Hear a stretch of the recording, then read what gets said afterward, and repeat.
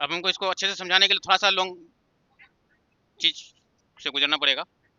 देखो, ये ध्यान दोगे, अच्छे से समझो, ये बहुत ही कंफ्यूजिंग सा चीज है, जोड़ने वाला जल्दी मतलब बात पकड़ में नहीं आती है।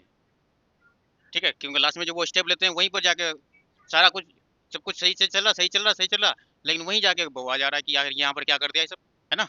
जहाँ जरूरी वाला पॉइंट है वहीं बवा जा रहा है। तो वो चीज अच्छे से पकड़ में आए उसके लिए क्या देखना पड़ेगा, देखो, पूर्ण वर्ग पहले समझो, पहले अच्छे से। पूर्ण वर्ग हम लोग बहुत पहले शुरू शुरू में हम लोग पढ़ रहे थे, जब चैप्टर शुरू किए थे, तो यही चीज हमेशा दिमाग से डिलीट होते रहता है, पढ़ने के बाद भी जहन से उतर जाता है बात।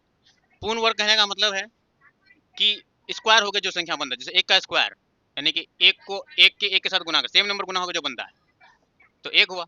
दो और दो गुना हो गया तो चार हुआ। तो मैं इसी को एक का स्क्वायर भी कहता हूँ, दो गुना दो को मैं दो का स्क्वायर भी कहता हूँ, है ना।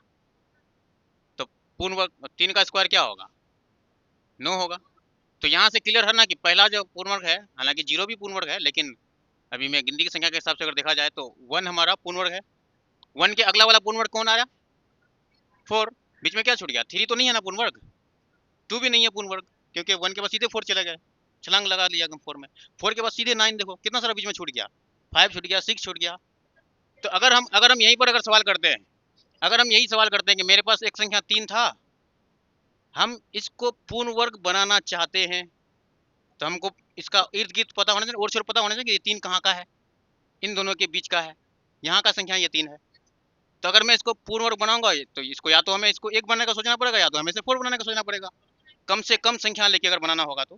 हालांकि नाइन भी बनाने का कोशिश कर सकते हैं, दूर तक तो कुछ ही बना सकते हैं, लेकिन हम कम से कम संख्या का इस्तेमाल करके, उसके साथ कम से कम संख्या जोड़ करके, या कम से कम संख्या घटा करके, इसको अगर हमें पूर्ण संख्या बनाना होगा, तो हमें जरूरी है कि या तो एक बनाना होगा या तो फोर बनाना होगा। हम जीरो बनाने का नहीं सोचेंगे, हम नाइन बनाने का नहीं सोचेंगे, इसको हम अगल बगल का ही संख्या बनाने का सोचेंगे। कम से कम लेके तो अगल बगल के ना बना पाओगे, तुम ज्यादा संख्या जोड़ ही नहीं सकते हो। कम से कम इतना कम कि और कोई उससे कम लेके कोई बना ना सके, उसी को ना कम से कम बोलते हैं। तो हम इसको अगर पूर्ण वर्ग बनाएंगे तो हम कहेंगे कि चार बना लेते हैं, चलो एक जोड़ना पड़ेगा। फिर बोला नहीं, घटा के सोचिए कि घटा के क्या बना सकते थे, तो घटा के तो हम इसको तीन के इसमें दो घटा देते तो वन बन जाता।